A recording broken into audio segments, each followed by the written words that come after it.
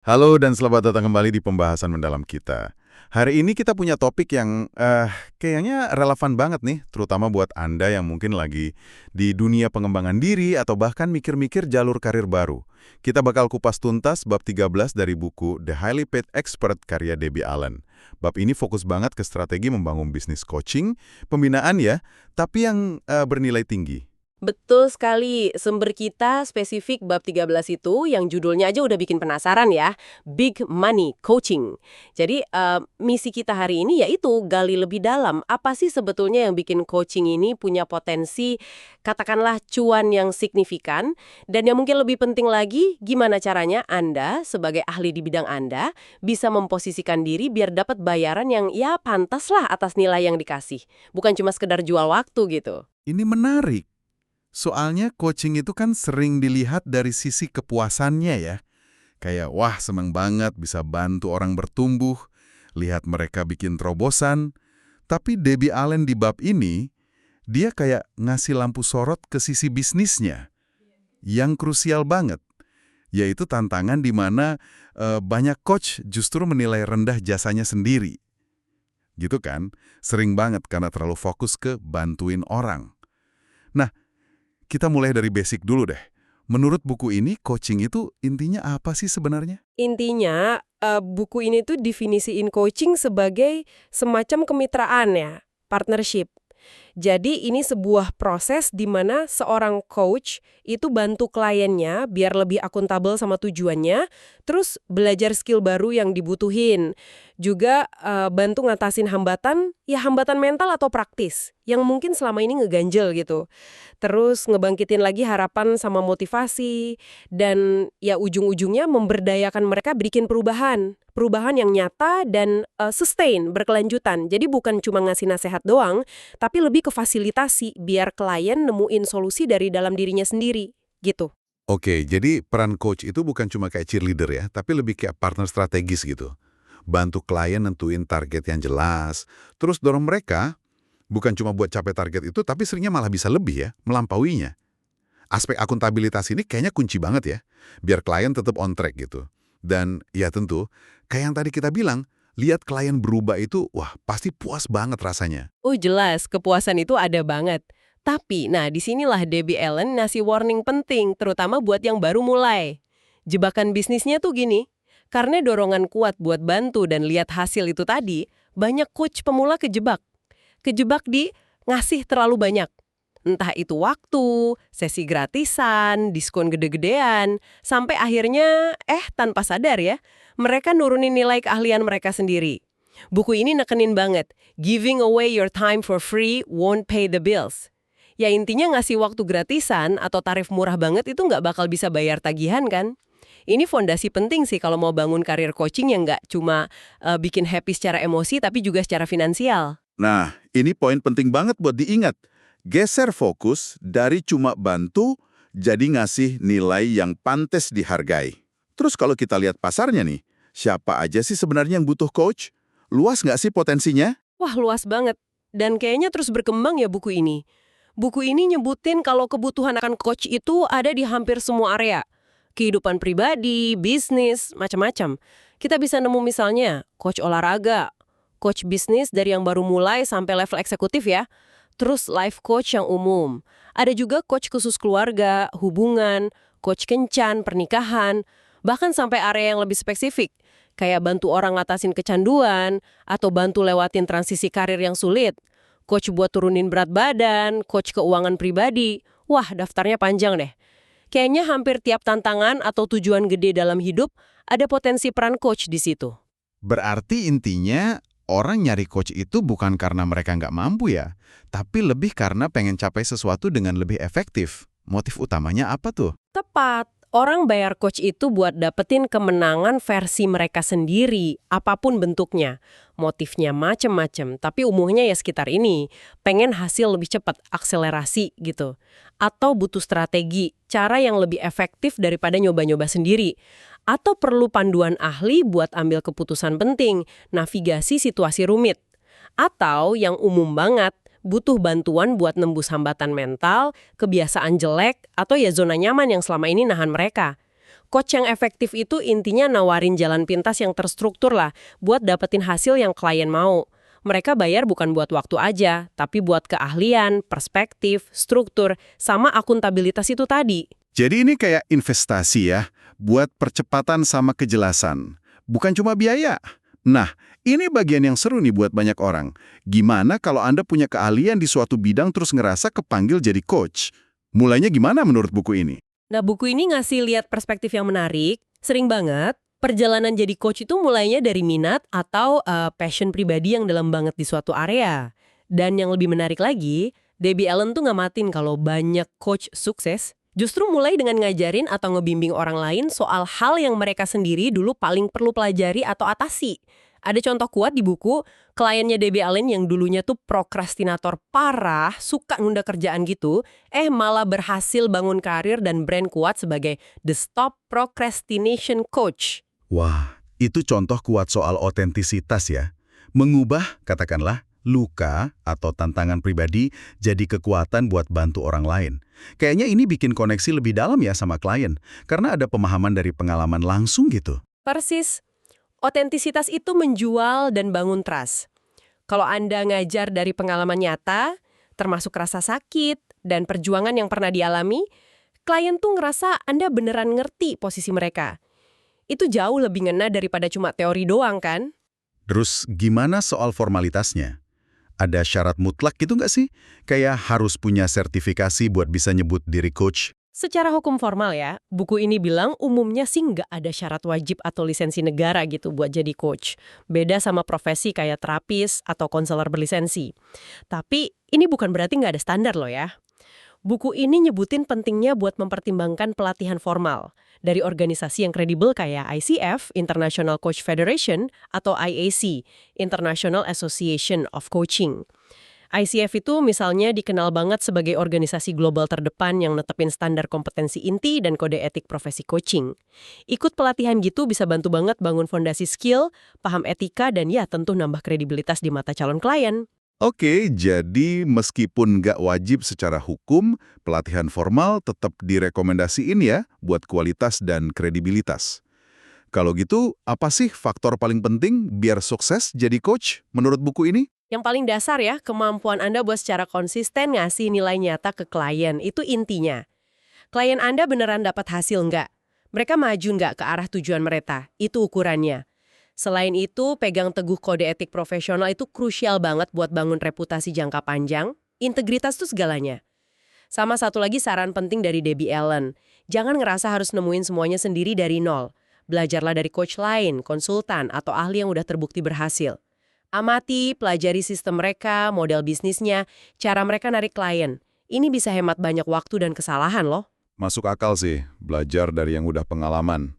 Oke, anggaplah kita udah punya keahlian, semangat, mungkin udah ikut pelatihan juga. Langkah berikutnya yang ditekenin banget di bab 13 ini soal nentuin niche, curug pasar gitu ya. Kenapa ini dianggap krusial banget? Bukannya lebih enak ngelayani pasar yang luas aja? Justru kebalikannya menurut buku ini. Jadi coach yang terlalu umum, misalnya nyebut diri business and life coach gitu. Itu kesalahan strategis yang umum banget. Kenapa? Karena waktu Anda coba layanin semua orang, akhirnya Anda nggak benar-benar narik siapa-siapa secara spesifik. Apalagi klien premium yang mau bayar mahal. Klien kayak gitu nyarinya spesialis, bukan generalis. Nentuin niche yang jelas itu bikin pesan pemasaran Anda lebih tajam, lebih gampang nyampe ke audiens yang tepat, dan ya memposisikan Anda sebagai ahli di area itu. Spesialisasi itu menarik. Oh, jadi ini soal diferensiasi ya, biar beda dan menarik. Terus gimana caranya nemuin niche yang pas itu? Buku ini ngasih panduan nggak? Ada. Buku ini nyaranin beberapa pertanyaan reflektif yang lumayan bantu buat gali potensi niche Anda. Pertama, skill spesifik apa sih yang bisa Anda ajarin dengan jago banget? Bukan cuma bantu orang, tapi apa konkretnya? Kedua, dukungan unik kayak gimana yang bisa Anda tawarin buat bantu klien ngatasin hambatan spesifik mereka? Ketiga, gimana latar belakang Anda, pengalaman hidup, karier, pendidikan bisa dimanfaatin secara unik buat bantu segmen pasar tertentu? Keempat, ada nggak kredibilitas penghargaan atau pencapaian spesifik yang relevan sama niche yang lagi Anda pikirin? Dan kelima, yang penting banget, di area mana Anda bisa secara signifikan motong kurva belajar orang lain atau bantu mereka capai hasil jauh lebih cepat? Jawaban dari pertanyaan-pertanyaan ini bahkan mulai ngerucutin pilihan Anda sih. Pertanyaan bagus nih buat introspeksi. Tadi Anda nyebut contoh business and life coach sebagai yang perlu dihindari. Kenapa pemisahan itu penting? Buku ini ngejelasin gini, seringkali ya, orang itu butuh bantuan di area kehidupan pribadinya dulu, life issues, sebelum mereka benar-benar siap. Siap mental, siap emosi, buat fokus ke pengembangan bisnis. Misalnya, orang yang lagi stres berat karena masalah hubungan atau kesehatan, mungkin belum bisa maksimal nyerap bisnis coaching kan? Nyoba nyampur adukin keduanya dalam satu label, itu bakal bikin brand Anda kabur dan bikin bingung calon klien soal solusi utama yang Anda tawarkan. Mending pilih satu jalur utama yang jelas aja deh. Oke, pilih satu jalur utama. Udah gitu perlu lebih spesifik lagi. Misal udah pilih life coaching, perlu niche yang lebih dalam lagi gitu. Banget! Direkomendasiin banget buat lebih dalam lagi. Makin spesifik, makin kuat posisi Anda. Buku ini ngasih contoh nyata yang bagus. Ada Nadia Tumas yang brandingnya The Life Purpose Decoder, terus Suzanne Striswauer sebagai Awaken to Your Life Purpose. Keduanya kan gerak di area life coaching yang sama ya, bantu orang nemuin tujuan hidup. Tapi mereka punya sudut pandang, pendekatan, sama branding yang unik. Ini yang bikin mereka nonjol di pasar yang mungkin udah rame. Terus gimana kita bisa nemuin keunikan kita itu? Apalagi kalau udah ada pemain lain di niche yang kita incar. Bisnisnya gimana? Masarin dirinya gimana? Apa kuat lemahnya mereka? Apa yang belum mereka tawarin? Nah, dengan paham lanskapnya, Anda bisa nemuin celah pasar, sudut pandang unik, atau kelompok klien spesifik yang belum terlayani dengan baik. Keunikan Anda bisa datang dari kombinasi latar belakang, metode, atau fokus ke sub kelompok tertentu dalam niche itu. Oke, langkah strategis yang penting ya. Nah, sekarang kita masuk ke jantungnya nih. Big Money Coaching yang dibahas bab 13. Ngomongin nilai dan yang paling penting, netapin harga. Apa dosa terbesar para coach soal ini menurut TB Ellen? Dosa terbesarnya, yang tadi udah kita singgung dikit di awal ya, itu menilai terlalu rendah layanan mereka. Terus kejebak di model harga per jam. Debbie Allen keras banget soal ini di bukunya. Dia nulis tegas, no more charging dollars per hour. Jangan lagi pakai tarif per jam. Kecuali dia nambahin sambil sedikit bercanda gitu. Tarif per jam Anda emang udah gila-gilaan tingginya. Misal $5.000 per jam atau lebih. Tapi buat kebanyakan coach, model per jam ini dianggap ngerugiin banget.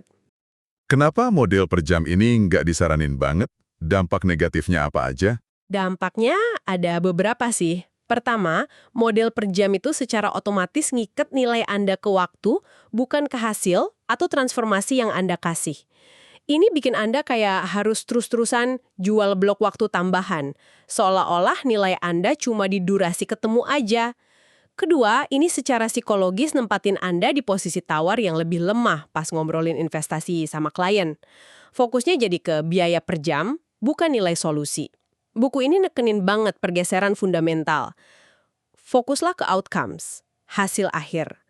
Orang itu nggak beneran beli waktu Anda. Mereka beli solusi buat masalah mereka. Panduan ahli buat capai tujuan. Akuntabilitas biar tetap gerak, sama transformasi yang mereka pengenin. Jadi komunikasi nilai Anda harus berpusat di hasil akhir ini. Geser fokus dari waktu ke hasil. Itu perubahan paradigma gede ya. Gimana cara praktisnya ngomongin nilai berbasis hasil ini biar calon klien paham? Cara paling ampuh ya lewat storytelling sama bukti sosial.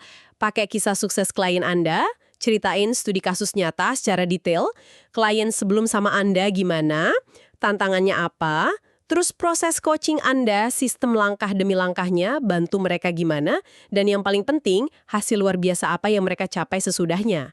Makin bisa diukur hasilnya, misal naik pendapatan sekian %, turun berat badan sekian kilo, launching bisnis dalam sekian bulan, makin kuat.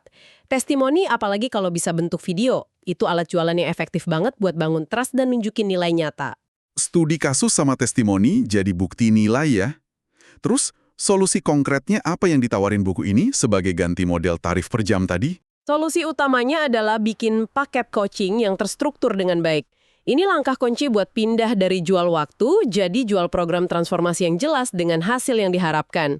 Ini juga nunjukin profesionalisme sama keseriusan Anda kan? Menarik, kayak gimana struktur paket coaching yang ideal menurut buku ini? Apa aja yang perlu dimasukin? Buku ini nyaranin beberapa elemen kunci. Pertama ya rancang paket layanan dengan komponen yang jelas. Bisa kombinasi dari sesi coaching pribadi satu-satu, misalnya mingguan atau 2 mingguan ya. Terus akses prioritas lewat email atau pesen buat tanya-tanya singkat di antara sesi. Mungkin ada juga panggilan grup calls bulanan, buat komunitas atau belajar tambahan. Sama materi pendukung atau produk bonus kayak workbook, template, atau akses ke kursus mini gitu. Kedua, tawarin paket ini dalam durasi waktu tertentu, biasanya bulanan, dengan pilihan mulai dari 1 bulan buat program intensif singkat, sampai program jangka panjang kayak 3 bulan, 6 bulan, atau bahkan setahun. Hindari nawarin sesi tunggal atau à la carte gitu, karena itu balik lagi ke mentalitas per jam. Durasi jelas, komponen terstruktur. Terus soal nama sama harga paketnya gimana? Nama itu penting buat branding ya. Kasih nama paket yang menarik, fokus ke hasil, dan nyerminin transformasi yang Anda janjiin. Contoh dari buku kayak Jumpstart Business Accelerator atau Highly Paid Expert Program. Kan kedengerannya lebih keren daripada sekedar paket coaching bulanan, ya kan? Terus buat harga disaranin bikin beberapa tingkatan atau tier. Biasanya 2 atau 3 level gitu. Tiap level nawarin nilai sama intensitas dukungan yang beda dengan harga yang beda juga pastinya. Nah, ini poin penting. Paket dengan harga tertinggi itu sebaiknya ngasih nilai terbaik, best value for money, bukan cuma paling mahal doang, mungkin lebih banyak sesi personal, akses lebih intensif, atau bonus eksklusif. Contoh struktur harga yang dikasih buku sebagai gambaran aja nih, $2.500 buat program 1 bulan, $4.500 buat 3 bulan, jadi hemat $1.000 per bulan dibanding paket 1 bulan kan. Terus $7.500 buat 6 bulan, lebih hemat lagi per bulannya. Tujuannya ya secara halus dorong klien milih komitmen jangka panjang. Karena biasanya disitulah transformasi paling signifikan terjadi dan itu juga ngasih nilai terbaik buat mereka. Strategi harga bertingkat ya, biar dorong komitmen jangka panjang. Soal harga ini, sebaiknya dicantumin terbuka aja gitu di website misalnya. Kan ada pro kontranya tuh. Debbie Allen di buku ini secara eksplisit ya running transparansi. Cantumin aja detail program sama harga paket Anda secara jelas di website. Kenapa? Ini jadi filter yang efektif banget. Calon klien yang nggak serius atau nggak cocok sama target pasar Anda bakal nyaring diri mereka sendiri. Ini hemat waktu Anda dari teleponan jualan sama orang yang belum siap investasi kan? Selain itu, transparansi, bangun trust, dan ngetapin ekspektasi dari awal. Tentu, Anda masih bisa nawarin insentif khusus atau bonus tambahan kalau ketemu calon klien di acara langsung live events atau konteks tertentu ya. Tapi harga dasar yang transparan itu ngasih fondasi kuat. Dan yang gak kalah penting, jangan takut naikin harga Anda seiring waktu. Seiring nambahnya pengalaman, testimoni sama permintaan pasar. Nilai Anda kan berkembang, harga Anda juga harusnya gitu. Transparansi sebagai filter dan penentu ekspektasi. Oke deh, ini pembahasan yang padat banget dan praktis ya dari bab 13. Jadi kalau kita rangkum, intinya nih, coaching itu bisa jadi karir yang sangat memuaskan secara personal dan nguntungin secara finansial. Tapi mutlak perlu pola pikir bisnis yang cerdas. Kuncinya ada di keberanian nentuin niche yang spesifik. Terus ngemas nilai Anda bukan sebagai waktu, tapi sebagai program transformasi dalam bentuk paket. Komunikasiin hasil dengan kuat. Dan yang paling dasar, hargai keahlian dan waktu Anda sendiri dengan netapin harga yang sesuai. Jangan underprice diri sendiri. Makasih banyak udah nyimak pembahasan mendalam kita kali ini. Sama-sama. Sebelum kita bener-bener tutup nih, ada satu pemikiran lanjutan yang mungkin menarik buat Anda renungin, yang sebenarnya ngelanjutin dari fondasi yang udah kita bahas dari bab 13 ini. Pertanyaannya gini, di luar sesi coaching langsung itu sendiri, gimana sih seorang coach bisa lebih lanjut mensistematisasikan keunikan proses atau metodologi mereka? Tujuannya buat nyiptain nilai yang bisa diskalakan, scalable. Artinya, nyiptain pendapatan yang nggak selalu tergantung sama pertukaran waktu satu-satu gitu. Ini bukan cuma soal bantu lebih banyak orang ya, tapi juga soal bangun bisnis coaching yang berkelanjutan dan mungkin nggak terlalu nguras energi personal Anda terus-terusan. Apakah itu lewat bikin produk informasi turunan, kursus online mandiri, program kelompok yang lebih besar, atau mungkin model lisensi. Intinya sih, gimana Anda bisa ubah keahlian spesifik Anda jadi aset intelektual yang terus ngasilin nilai, bahkan pas Anda lagi nggak aktif coaching. Ini kayaknya langkah selanjutnya deh setelah nguasain big money coaching satu-satu. Pertanyaannya relevan banget tuh buat keberlanjutan bisnis jangka panjang ya. Mikirin cara cloning keahlian kita. Semoga pembahasan bab 13, Big Money Coaching, dari buku Debbie Allen ini ngasih Anda perspektif dan strategi baru ya. Baik kalau Anda lagi bangun karir sebagai coach, atau bahkan kalau Anda lagi di posisi nyari coach yang tepat buat bantu Anda capai tujuan besar berikutnya. Anda jadi tahu kan apa yang harus dicari dari seorang coach bernilai tinggi. Sampai jumpa di pembahasan mendalam berikutnya.